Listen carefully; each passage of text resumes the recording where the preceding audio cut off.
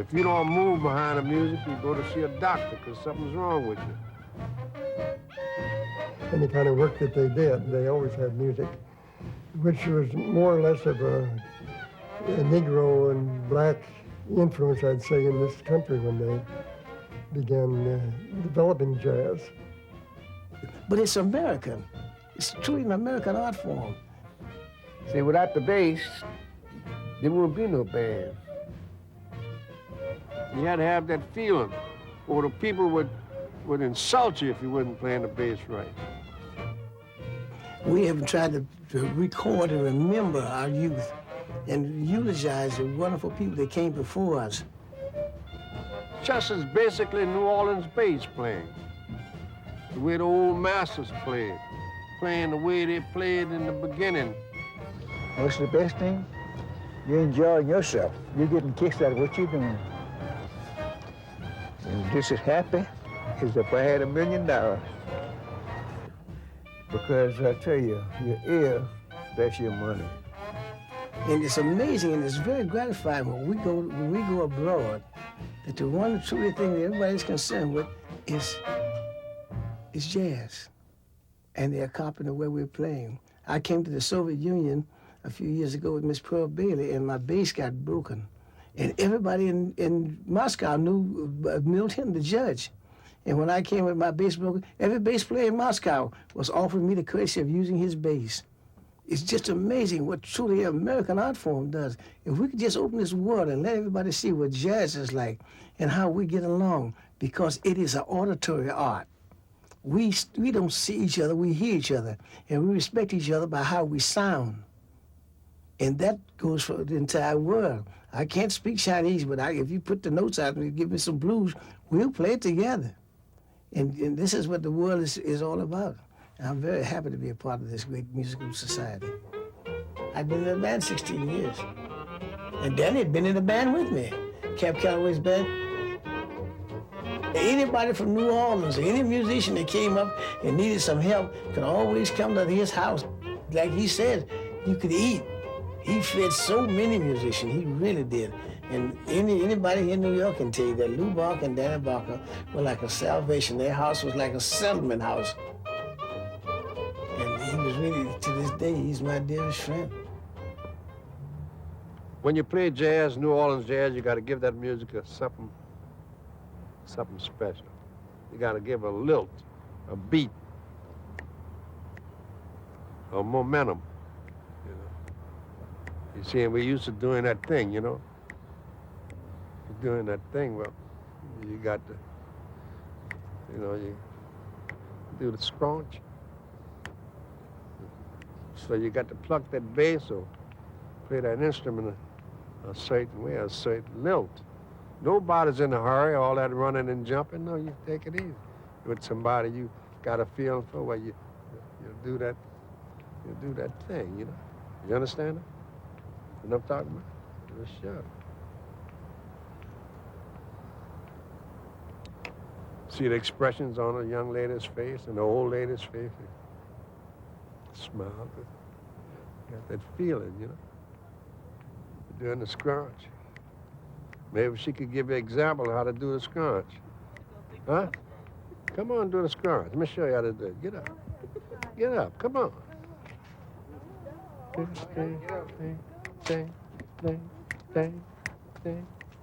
Loosen your arms. I don't know what I'm doing. You're in that thing.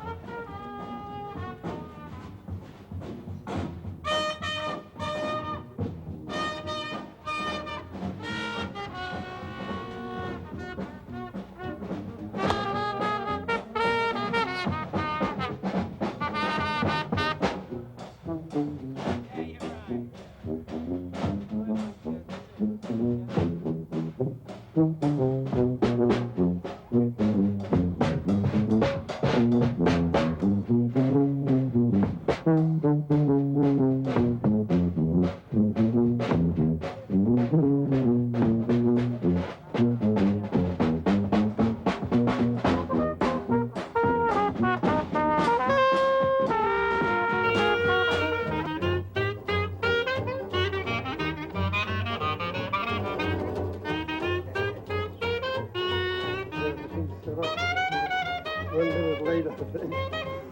But they say it'll rain as usual. Almost every afternoon lately it's been raining. And I think we'll have a nice day. Well, hello. Hello, Chester.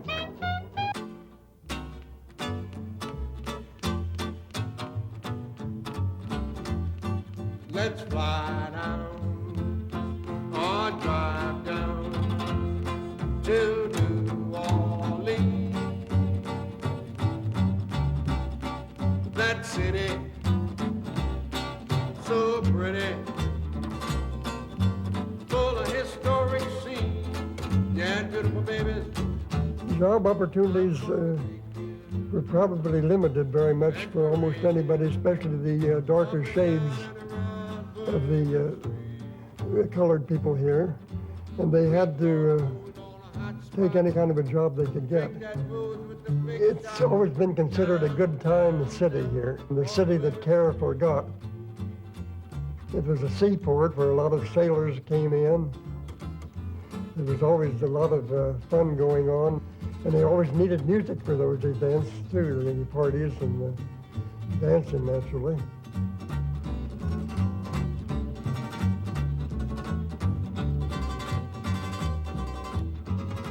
At least a few of them did take up music because they did have an opportunity in that field. Every corner saloon would have a little trio or 4 or 5 pieces if they could afford it. The white insurance companies would not insure any of the black people, so they had to get their own insurance organizations, so they'd join a club, pay dues every month to furnish music and expenses of the funeral. Of course, all of these clubs had to have a dance, and they'd have a parade at least once in the summer, sometimes a couple of times. They'd have these dances quite often on a Saturday night, the day of the dance, and they'd put a 6 or 7 piece band up on the truck or the wagon. They would travel around and stop at every corner in that neighborhood. And the fact that a lot of sailors came in trying to have a good time, just like they also had the legalized prostitution here in the district in Storyville, which employed a lot of piano players and a few bands in the cabarets. All of those things helped create jobs for the musicians, of course, too. The fact that it was a good time city.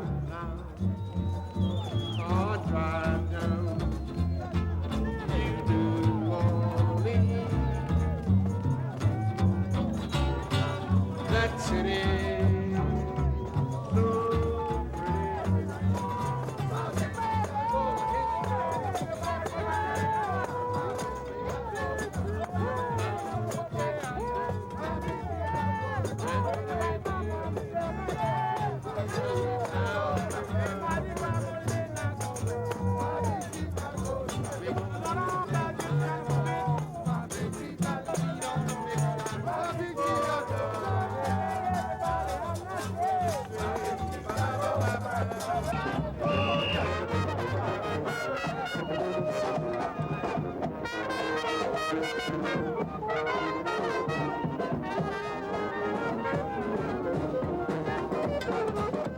Even like Louis Armstrong, when he started out, he had to do jobs like working on a coal cart and delivering coal and all sorts of delivery jobs, anything at all to get a few pennies that he could live on until he could make it in music, which he finally did, of course, in a big way.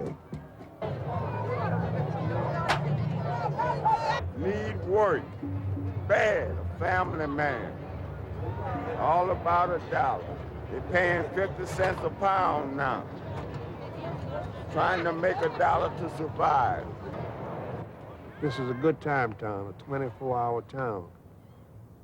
And in the case of black people, like, you got a paint job, well, to escape to do this hard work, because one time black people in this town were relegated to doing all the manual labor to clean up, to mop it up, we experts on detergents, soap and powders and brooms and mops and all that business, see? So they may look a little tacky, but most of them know how to keep clean. Here's a chance for you to be celebrated playing jazz. You're something special in New Orleans when you play jazz. And Chester was something special playing jazz. See, he's been playing all his life, and he sets an example for other kids to see. Mr. Chester. I remember he had on knee pants when I first saw him. I was very small, and he had a bass going and play a job. So he's been playing a long time, you know. So Chester realized that he could make a living at it, and one of the few people that made his entire living at that. Many other musicians at times had to take another manual labor job. People were cigar makers or... And there's plasters, and they worked at it, but they played music for pleasure. Played music for pleasure, and they had to the homestead, you know, to keep the tables going and the pots going, extra money. They even do it today.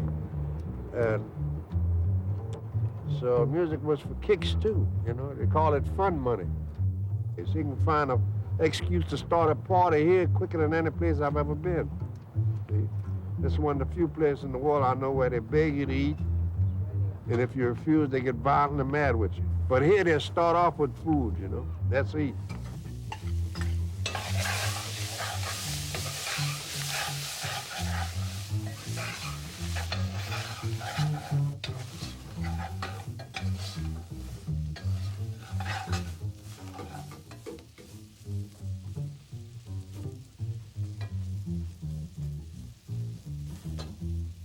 Let that fry for a few minutes.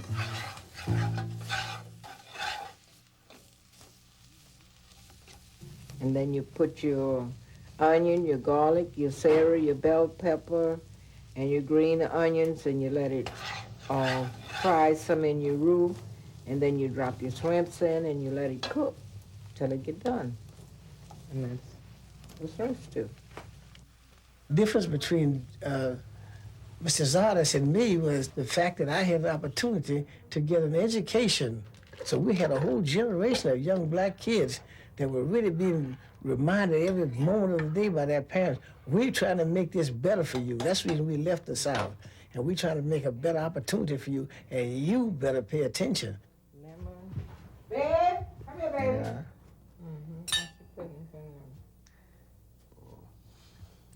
Smell like something in the front. It was unusual. I think he went to maybe the 7th grade. I know Jelly Roll Morton only went probably to the 5th grade. Well, that 5th grade didn't really hold some of them back. They learned enough in 5 years. And our parents now, just coming from the South, seeking a better way, they were concerned that their children should get a better education. I'm the only one in my family that played music.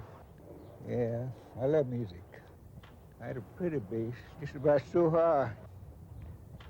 And you talk about loud, boy, that bass had some tone. It boom, boom, boom, boom. They were singing way down 2 blocks from now. My daddy was a shoemaker.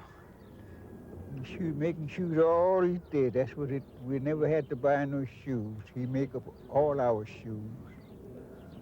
Wonderful man. Had mustache like that. Big long black mustache. We wear that like that. Pretty teeth in his mouth. Always pretty teeth. Every time he catch him, he got a smile. You see them gold teeth shining that way down next corner down there. Wonderful man. My brother. Well, he was working in the French market now, but I haven't seen him in quite a while. So at least to ask him where he worked at. Now, I know he might be working in the same place. Lomax, that's his nickname. Hey, Mr. Chester. Some of the boys know me. Yes, no, I just will hustle around like I've been doing it, so. But you see, I like to do what I'm doing now because I makes money, I saves money. I don't do like fools do, make a barrel of money today and throw it away tonight. Me and my wife, we live like people. Then used to sell bread in a wheelbarrow. Go down there and get the bread by Peter Van Griffin's bakery around there. and go bring people the bread, knock on the door, boom, boom, boom, boom. How many want 2, 3, 1? Yeah, give me 3. She put 3 in the door. I mean, there's good people around here. It was good. I hate to come around here. It worries me. It makes me feel bad. I'm glad I got this woman. This is my mother. This is my mother. This man here used to have he's a carpenter. And he had a horse and wagon. Well, I used to drive his horse and wagon most all the time. And then another fellow used to do carpenter work for him, 2 of them. He tell me, Chester, I want you to go so and so. I said, I take the horse and wagon and hitch him up and go everywhere he send me. I'm gone. He was starting this fellow about your size, with a little stouter than you, with a big, big belly like that. And your belly ain't big enough now, but you gotta eat some more beans and rice. Come here, baby. But he was a gentleman like you. See, my stepdaddy, he was a carpenter, and he always was doing something. That's because of me today, putting nails in my house, or doing something to my house, because I've taken after my dad. And after I learned how to play music, well, that was more better, more easy, more money, and everything else. So I thank the good Lord today. Me, I was glad I met that lady. That's right. I love the bass. Sometimes I'll be playing the bass. She'd be there sleeping. I'd be rubbing the bass across her belly. Boom, boom, boom, boom, boom, boom, boom. What you doing, Jess? What you? I said, I'm playing the bass. She said, I'll put that bass down. Oh, boy. It makes me feel good.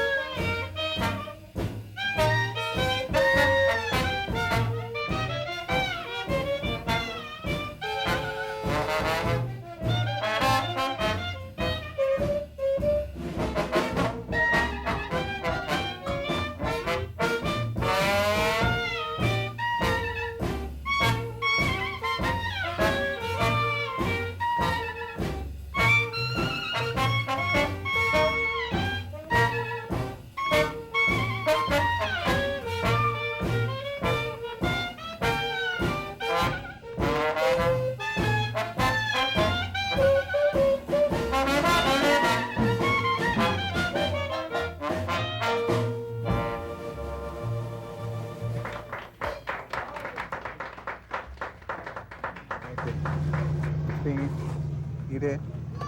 And I play the bass. See what? That's what that is. I made a plenty of money. This. I bought me 3 houses. The money I made off of learning music. In your hand, huh? Yes, sir. Comes in my hand. Your houses? And I appreciate the good Lord up there. Thank him. We have tried to record and remember our youth and eulogize the wonderful people that came before us, that we learned so much from, and we've been lucky to make a very fair living out of this because we learned so much from them. That lady, see that lady right there with that apron? That's my wife. See? And I just treat everybody nice. So that's the way you all got to do. Treat people like they're people.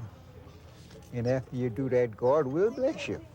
He told his disciples, Peter and John, to go into Jerusalem where they would meet a man carrying a pitcher. Okay, I want you to pay attention. Jamon, turn around. All right. Jesus knew what was about to happen. Tasha. That's right. That his work was about to begin. His work was about to end.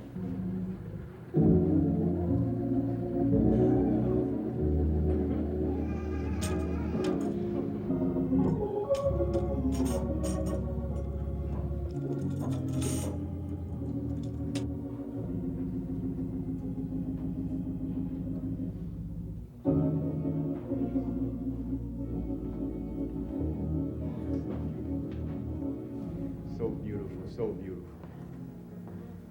All that dignity. All of the dignity. All of the moral.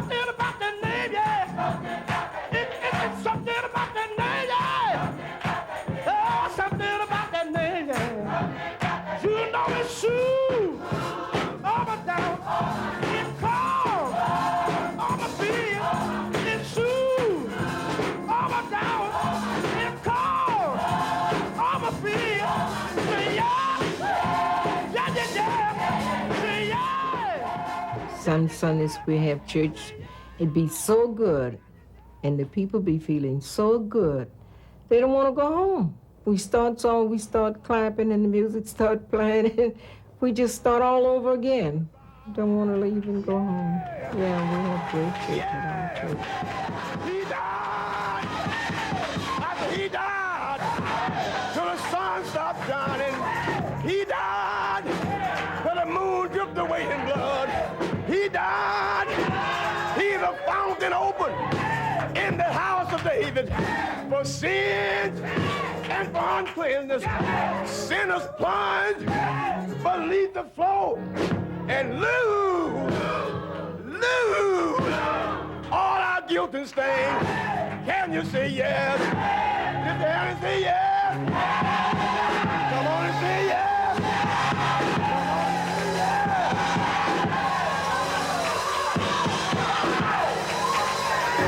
On the way, he said, who gonna roll the stone away? Hallelujah. The stone is too heavy. The man is still asleep.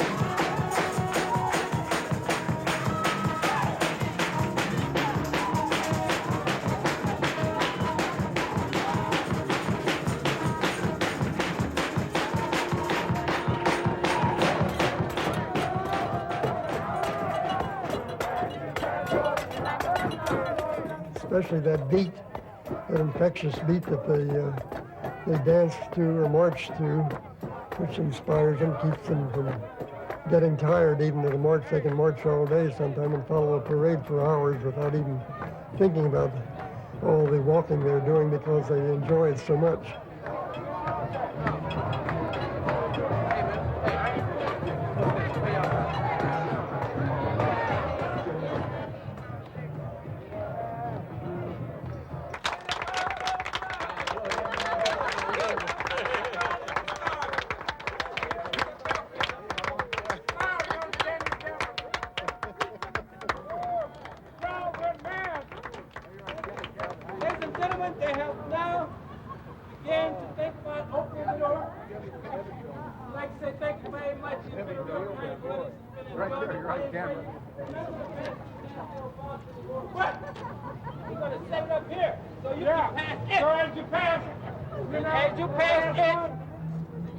It's open to your generosity, of which we appreciate very much. Thank you very much. Have a good day. Enjoy your meal. Enjoy this beautiful weather, and have a safe trip home. Thanks again, folks. Bye-bye, Blackbird. Thank you.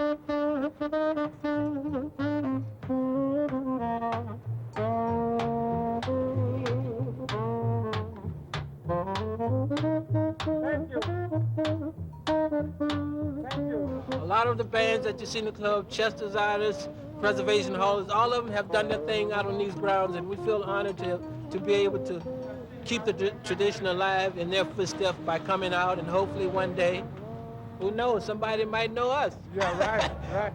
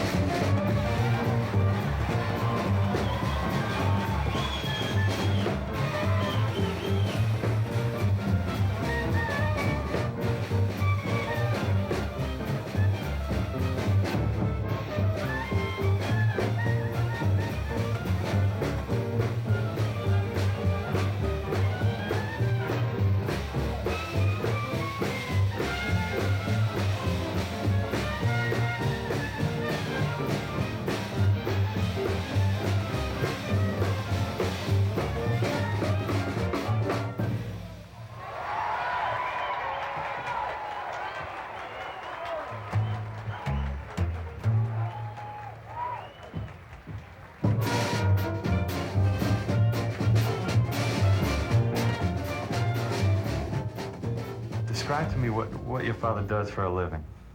For a living? Yeah. He plays that bass. That's his living. Because I figured that bass was first. And if I'd go rehearsal with a band, well, I'm a rehearsal. There ain't gonna be no mess up. I see guys used to give me $10, $15 just to come rehearsal with the band, just so they can make recording. Well, I don't know what they be getting, but I know they be getting a good sum of money. They come there and give me $25, $30. Just that's for you. So, okay, thank you, man. The word bass means bottom. Architecturally, it's the lowest part of a building. Musically, it's the lowest voice in the orchestra. It's the lowest human voice in the choir. It is supporting. It should be identifying. It's made to support the rest of the singers. And it should be strong, like architecturally. If the bass is strong, the building won't stand. So consequently with a bass, I tried it, and this is what in jazz, with the great jazz bass players like Mr. Zardes and like Wilmer Bro, like Pop Foster, like Bill Johnson, like the great bass player that was with Paul Whiteman, Brown. These great players played identifying the band.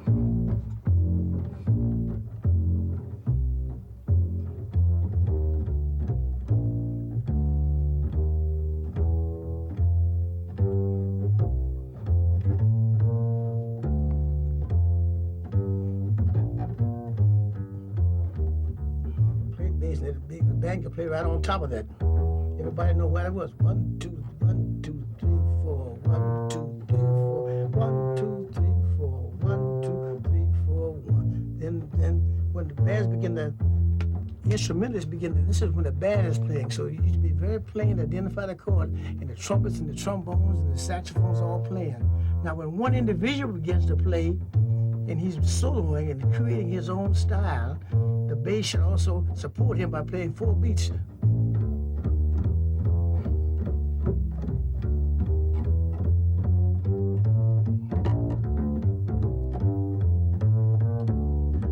Different instrumentalists like different sounds on the bass in the 4 beats. Some people like what we call pillar point, where you play, if you got a B flat chord and you got an F chord, a B flat chord has got a B flat in it, and an F chord has got a B flat in it. So now for those 2 chords, I can play a pill, what we call a pill note. The pill note would be B flat.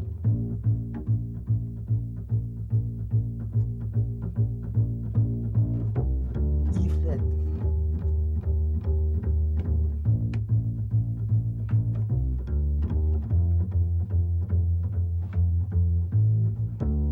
Some bass, some instruments like for you to build like a rocking chair for them.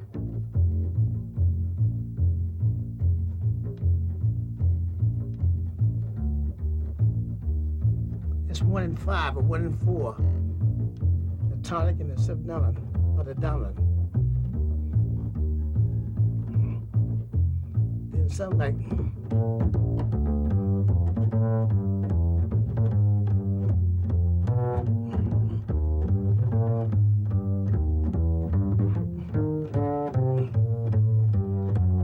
Something like you to run the scale for them, so they know it. If it's in B flat, they want you to play the whole B flat scale for them, diatonically.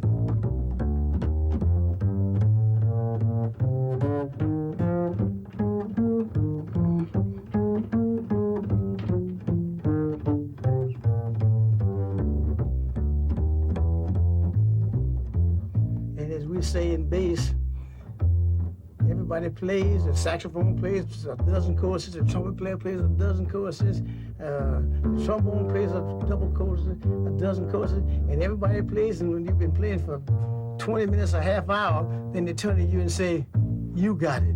So you've got to have enough stamina to take your solo. So whatever it is, you try to think of something you can be creative about.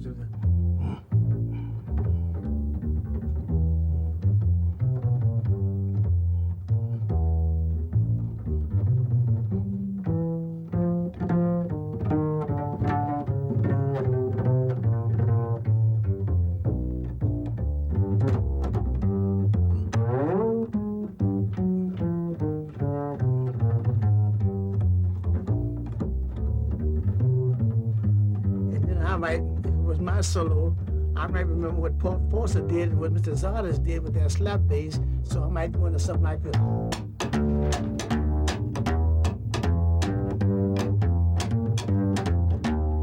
That's the way they did it.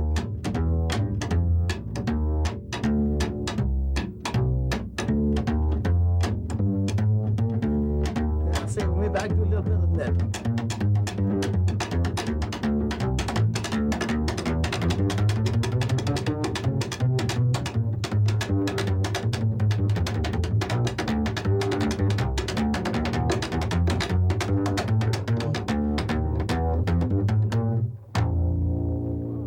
Backbone of the band. That's the pivot of the band. That's right there. It's number one, bass. The big, heavy, fat note he's hitting there, you know, that's the foundation.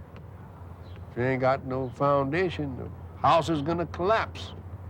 Because lots of finger bowls, some of them be too close in there. You got to put a piece in there to raise it out enough for you to get up. You see? Now like that's too close for me now. So I can't get a good hold to play like I want to play. This bass that we're talking about primarily is one of the things that set this truly American jazz form in the right paces. It's really important. The bass is important because it is identifying.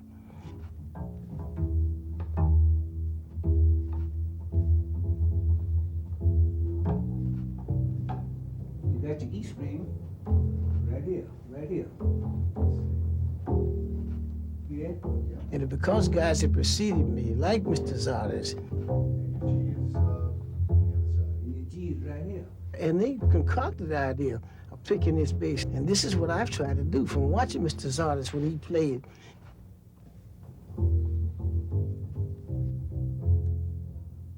She's in tune now. Chester always talks about, emphasizes the importance of tone, that you must have a beautiful tone. That's one of the most important things to him and to everybody, and especially in the New Orleans music, to get that beautiful tone and a big tone that would carry throughout a dance hall or outdoors when you're playing, say, a parade or a dance outdoors at a picnic. The harder you bear on the string, that's the more tone you get off of your instrument. A whole lot of people don't understand. Some people just put their hand on there like that. That's not everything. You see marks on my fingers? They've been there for a long time. You might have heard talk about it, Steve, Hellfire trumpet player. Well, he had his band out, and it wasn't no truck we had, a mule and a wagon, you know, and the boys tied them wheels to keep them two bands together.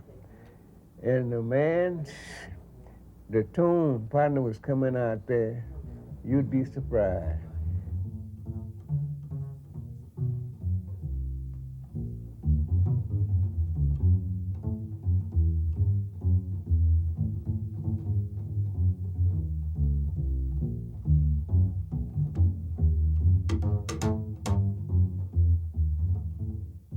So that band got mad because everybody was giving me the credit and the people was enjoying what I was doing. See? Hey, do your work up there, be all right. See, lots of times I tune the bass up, but it don't be tuned up to my ears. You know, you got to tune the bass to your own ears.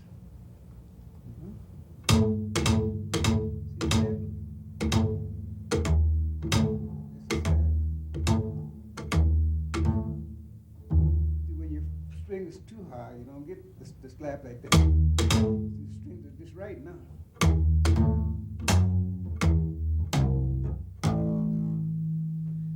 Even if your strings are too low onto the fretboard, you won't be able to get that. Yeah, yeah. You make treble. I make treble most of the time, but they're too low now for me.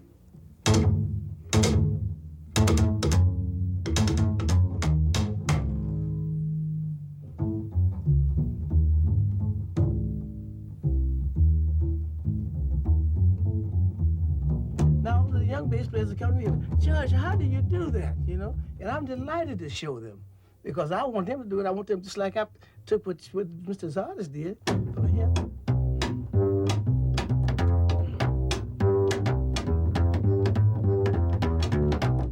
took it and did.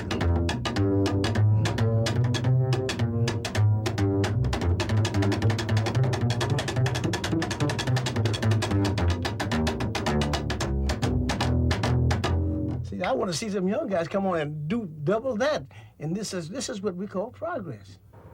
New York, in 1930, the majority of the bass players played tubas. Bass tubas, big, beautiful, big brassy, or big silver tubas. That was a part of the rhythm section. Duke Ellington hired Wellman Broad, and he played the bass powerful like Chester does, and gave the music a whole new sound. It's more resonant, and it hits you in here, the bass fiddle, which a tuba doesn't. Tuba hits you here, but that vibration of that bass hits you in here, and you can feel it on the bandstand. It shakes the chairs. So for some reason, everybody started changing over to bass fiddle, and that was it.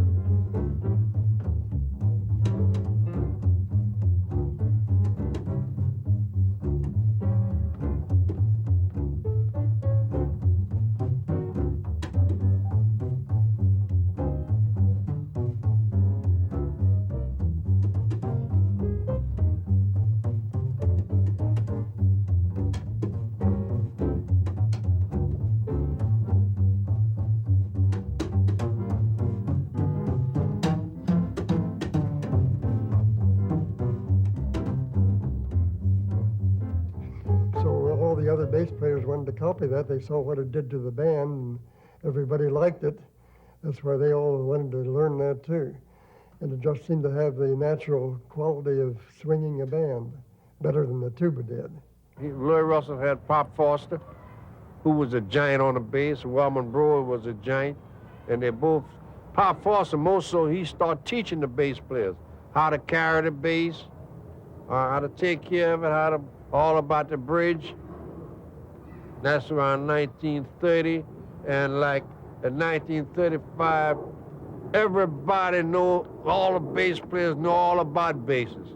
Now I'm here, there, and I'm looking and listening, and they had been, didn't know nothing about a bass 5 years before. Now they know all about a bass.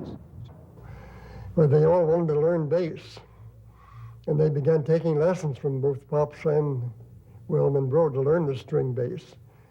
But the first one, by the way, that Danny mentioned of all the great bass players he'd heard down here was Chester's Artist, and setting the style and setting the model, you might say, for all the other bass players in the world. And he couldn't understand why the New York players were that, you might say, amateurish compared to the New Orleans bass players. still taking pictures. Yeah, you like that. He's about that. Well, I mean, whatever you like, I think you might as well enjoy it and get the best out of it. Because after all, we don't live to be 99, 100 years old,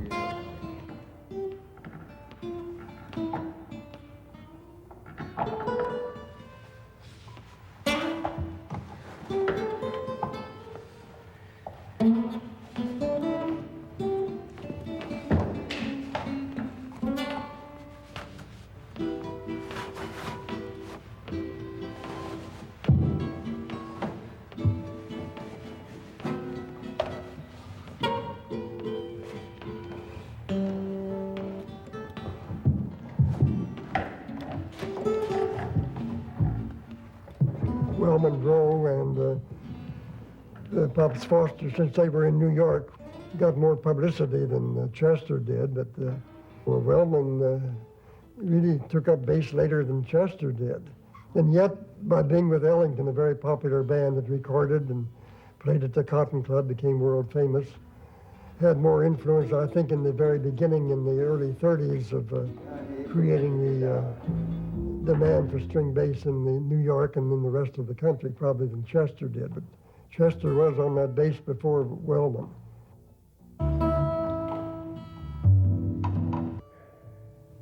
Illaba, hear you over there.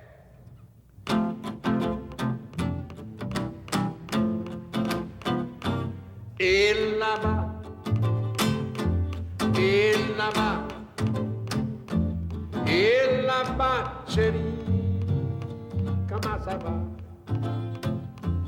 Illaba, Illaba, Illaba, Cheri, Kamasaba,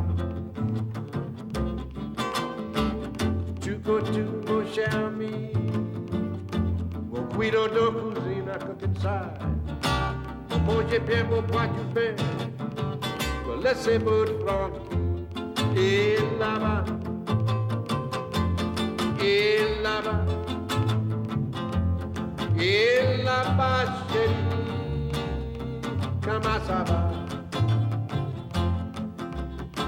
Mademoiselle Joséphine, s'il a resté dans la route de vie, la glace est hors d'envie, car c'est son petit Jean Pépé. Et là-bas, c'est de fine chick. Et là-bas, chérie, comment ça va? Now we will go to Africa. Africa, Nigeria, the rainforest of Nigeria, where the crocodile and the baboon play a dangerous game. Winner take all. I will sing this for you in Swahili. Aka raka, kuna shamama, konke got no bone. Aka raka, kuna shamama, konke got no bone. Aka raka, kuna shamama, konke got no bone. Aka raka, kuna shamama. I'll leave you alone. Back in America. Ilama. Ilama.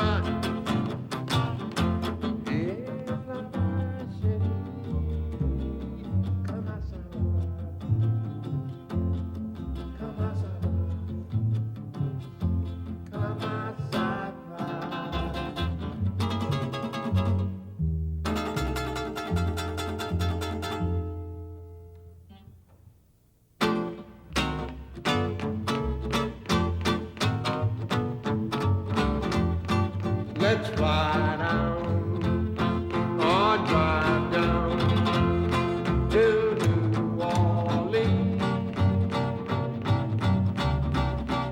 That city, so pretty,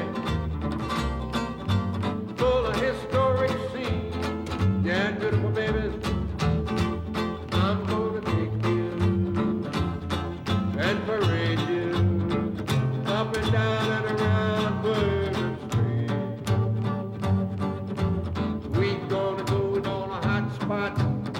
Drink that booze with the big shots. Down, down, down on 12th Street.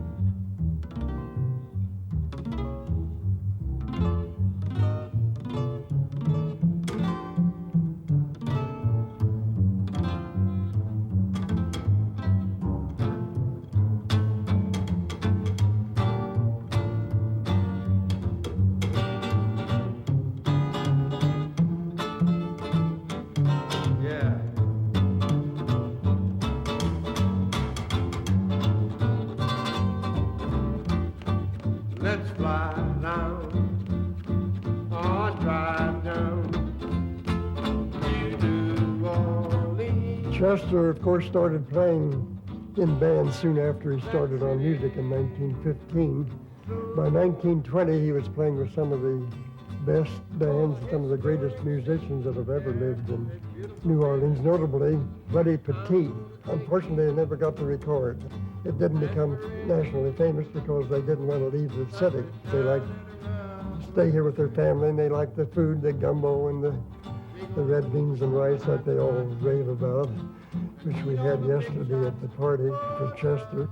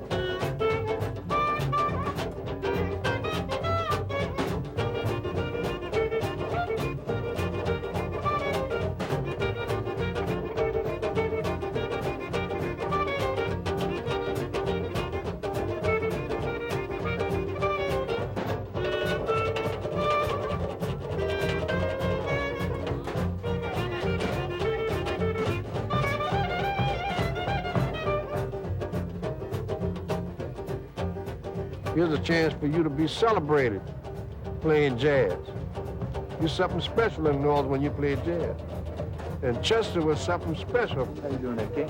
All right, what you say, man? How you been? Everything's lovely. How's my boy? Oh, they're all doing all right. That's good. Yeah, he's doing all right.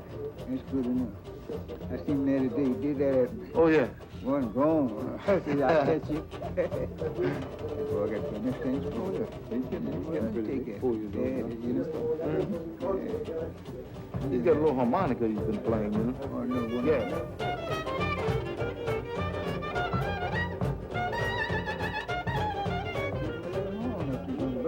Mm-hmm. Like buy him one, so fresh. That'd be very nice.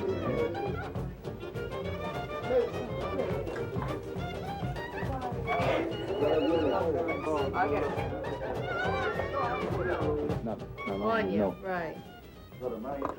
And as I was warming up, Mr. Nelson said, "You've got a new horn." I said, "Yeah, well, Clark Terry just sent me this horn." And he said, if I didn't like it, just to send it back.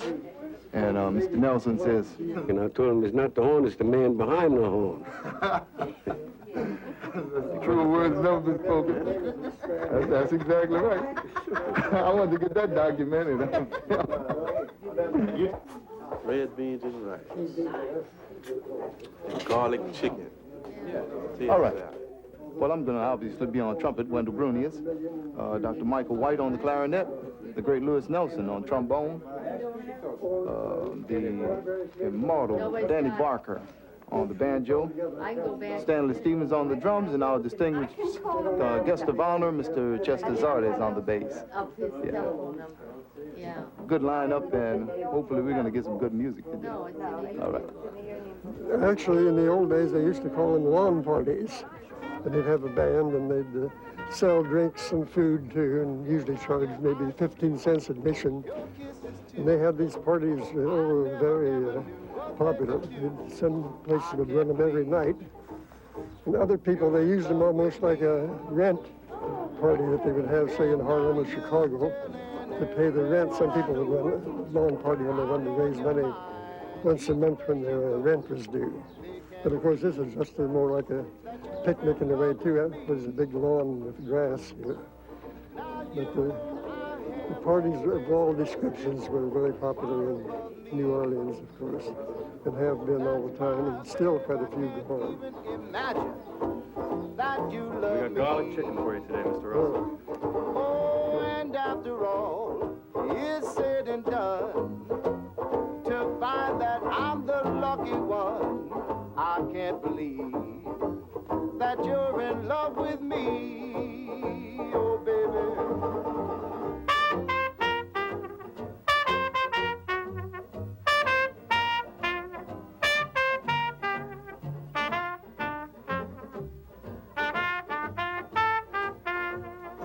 playing with Chester now for about 5 years. And every moment of it has been enjoyable. Short bands, large bands, trios, whatever. Fantastic. It keeps me in line. Keeps me going. When it goes the wrong way, you say, nope, like this. Keeps me in place. Very enjoyable.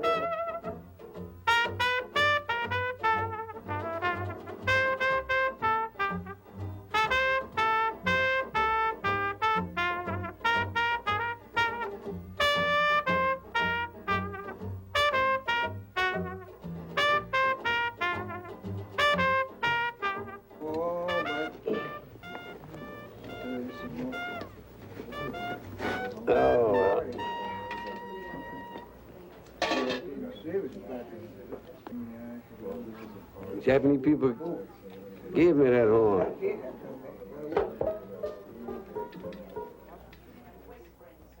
What you want, whisper? All right, I'll make a medley. I'll start on My Mother's Eyes first. One chorus, then go to whispering. Okay.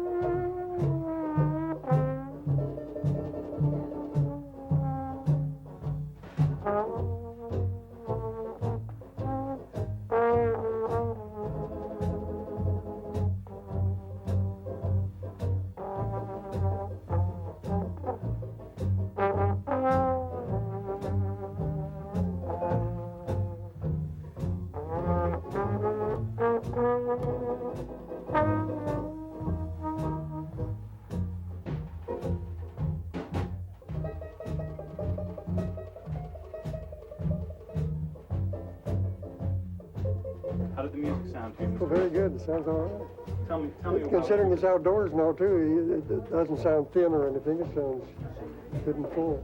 This is the first day of April, is it? It's an April Fool's Day. Yeah, let's hope nobody fools you. They stomp off and the band doesn't play anything.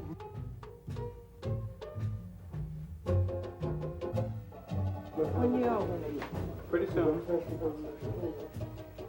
Well, a lot of times Chester will get there over an hour before the job starts to be sure that his bass is all in shape and tuned up and the right strings and everything adjusted and be ready to play and be right on the job trying to please the public.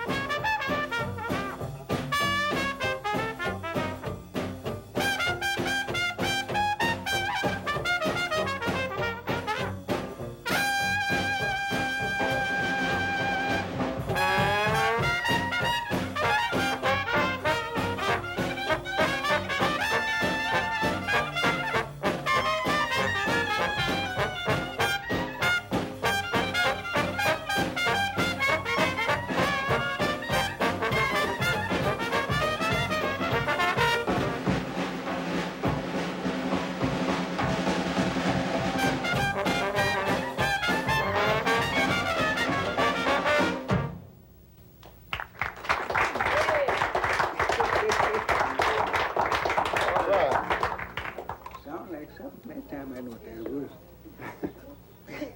How'd it sound, Chester? It sounded all right to me.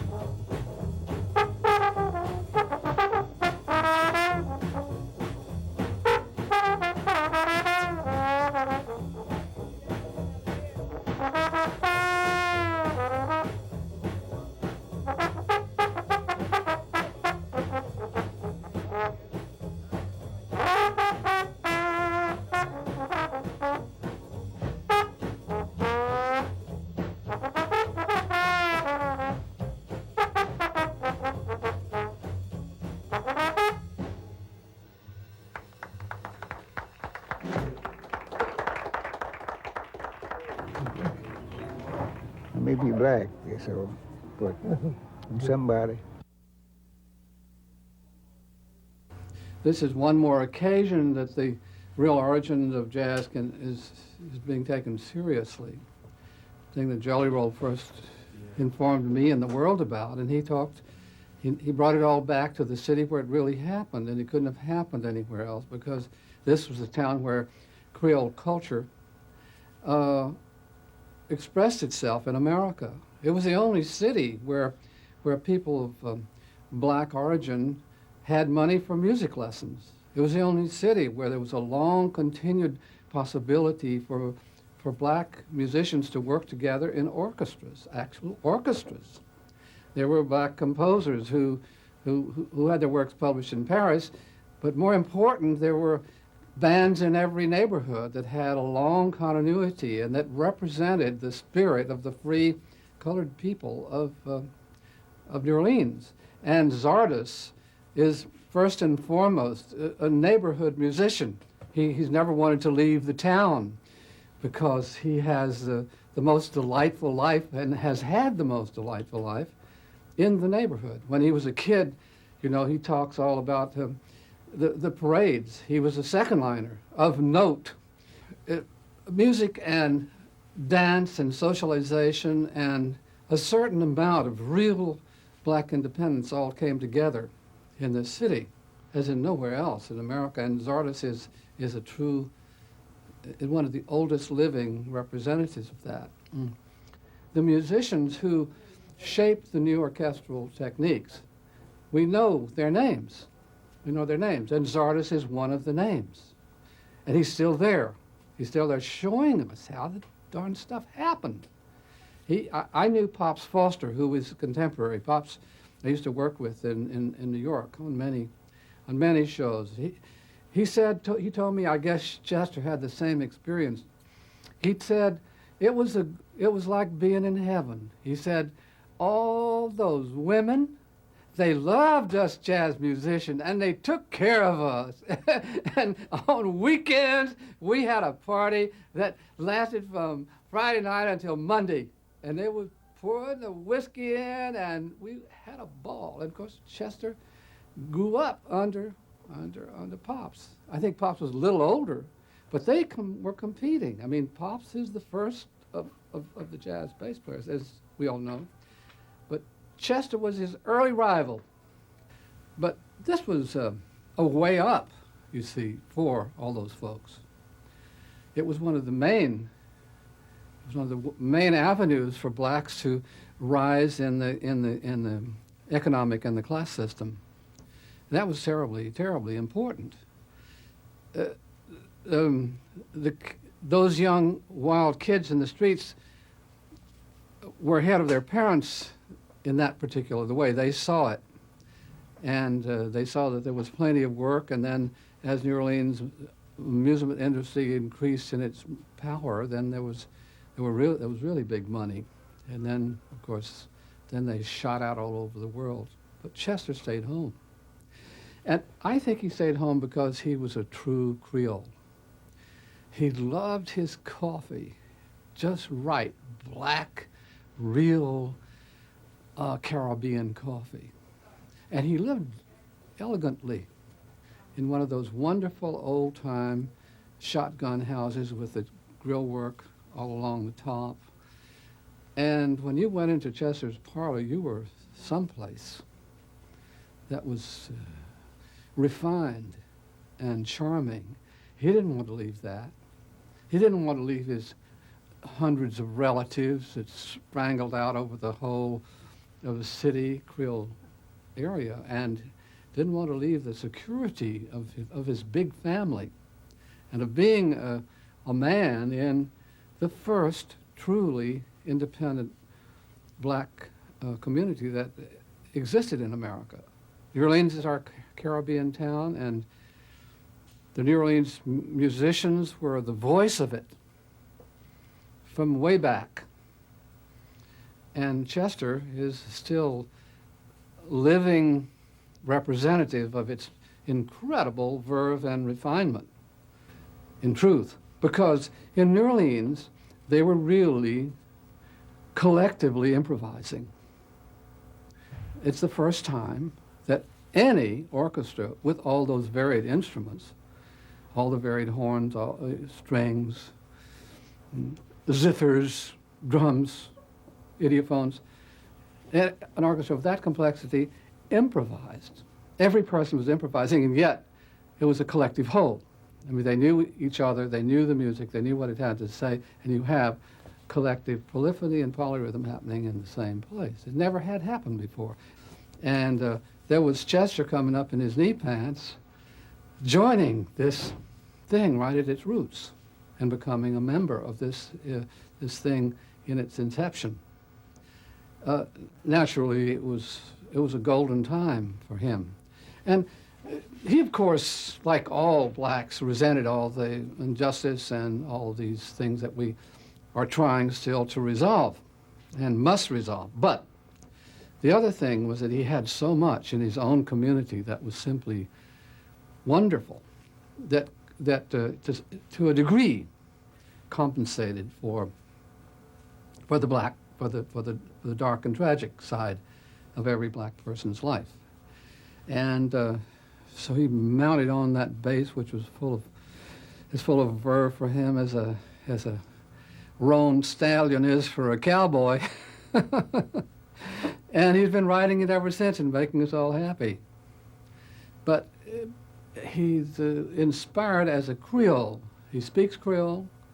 His whole temperament is Creole. He would be perfectly at home in Port-au-Prince or in Martinique, anywhere the Creole culture is alive. Chester Zardes would be at home. And it's that delicacy you feel in that bass. The generations of Africa poured into a bottle of Creole rum. One thing that's amazing from the historical point of view is that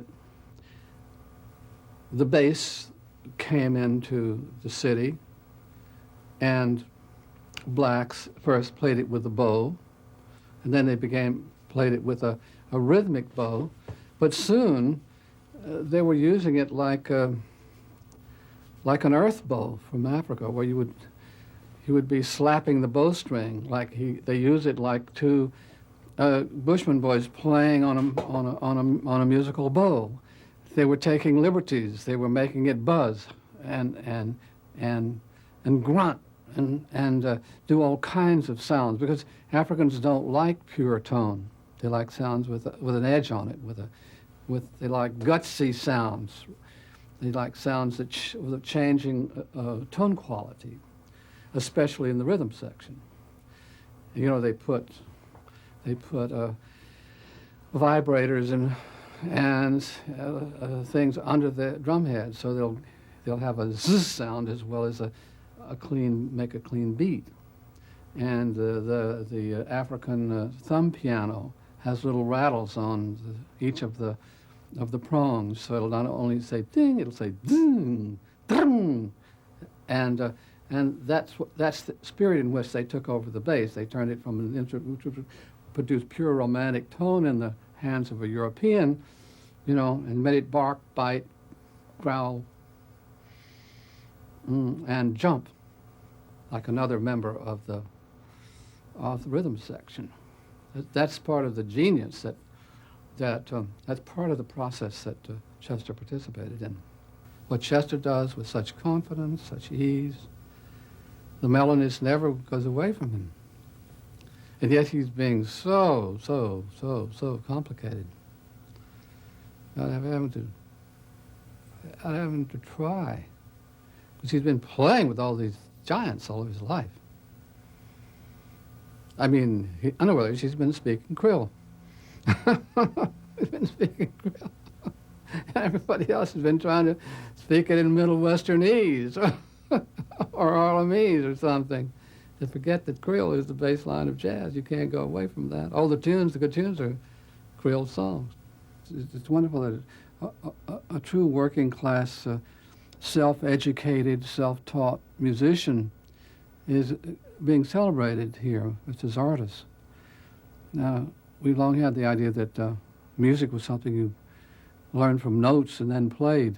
But music is older than that, and art is older than that. And we're just now beginning to realize that the history of our nonverbal musical heritage is handed down from person to person is the big American story.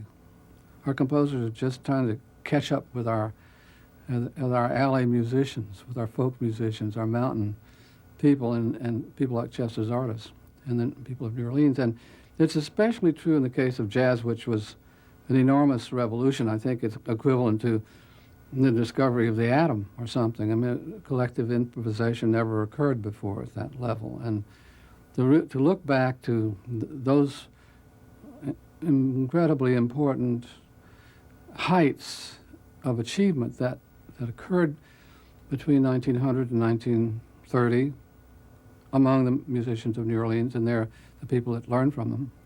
It's like looking back at maybe the best thing that happened in culture in the 20th century, certainly the most influential thing. And in that look, we can learn to be better artists, better people, and certainly better jazz musicians. And when you see Chester and his friends playing this movie, and it just breaks my heart. I mean, to see that it's still alive and that we can really learn from them.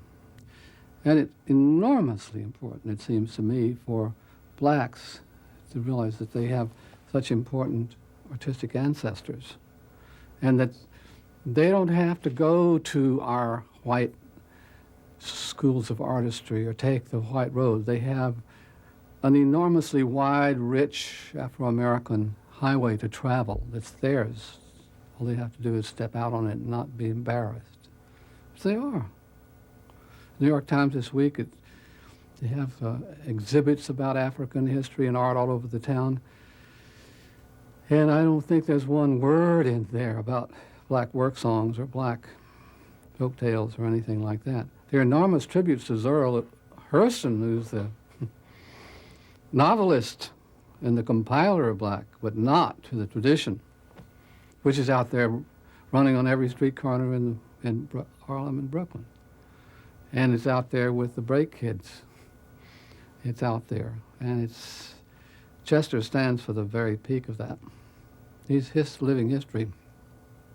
But he's not interested in that. He's interested in playing some more and doing it again. Just like every artist, doing it some more, making it better, making more other people happy. Oh, nice that such people are being filmed and made much of. If we do enough of it, we might turn into a pretty nice bunch of people in this country. It's the only thing worth doing. If we don't learn how to do it, we're going to lose it all, you know. It'll be covered over by junk.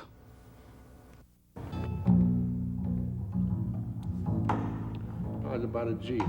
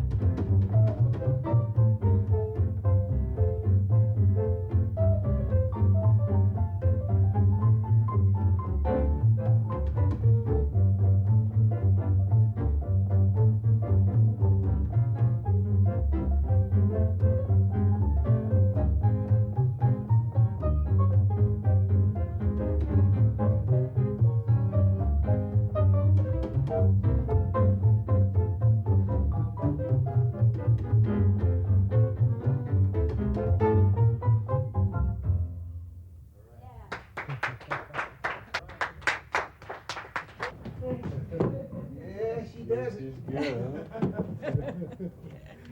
And you have it too.